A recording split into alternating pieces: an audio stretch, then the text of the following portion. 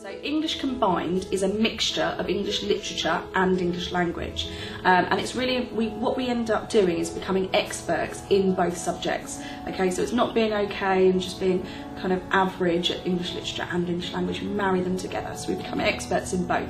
So when we write our responses, we basically look at a literature perspective, so our interpretations of character and theme, relationship setting, and mixing it in with the nitty-gritty of the language, so at word level and at sentence level, nouns, verbs, adjectives, etc. There are 2 exams. We do the full A-level over 2 years. There are 2 exams, and there's also the coursework element of it as well. In the first exam, what you'll do is you'll study a range of 20 different non-fiction texts.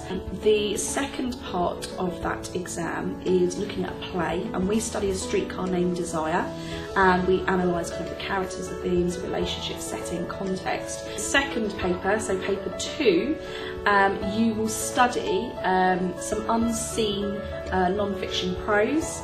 We will have an unseen text, and we'll have to look at the language and literary techniques within it. And then the second part of that exam is studying 2 texts, one of which is The Bloody Chamber, which is some really interesting original fairy tales that have been turned on their head to be a little bit more creepy, sinister, sexual at times, to create some really feminist messages. And the other text is A Room with a View.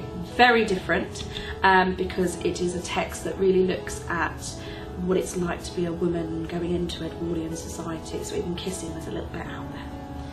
And those are the texts. And then the coursework element of it, you get, the beauty of it is you get to choose. And you choose what 2 texts you want to look at, 1 fiction and 1 non-fiction. So if you're really interested in sports, or if you're really interested in the theme of murder, then you can choose your own texts. And what you do is, along those themes, you recreate a piece of fiction text and a non-fiction piece, and then you analyse your own piece in terms of how you've used language and how you've structured it and what your intentions are. And it's really, really exciting, because it really is up to you to decide what you are interested in and passionate about. English, the beauty of English is that it applies to any walk of life, really. We obviously have to be able to communicate with each other. We obviously have to be able to have some written expression, or be good at our written expression. So jobs that you would want to go on to do would be things like teaching.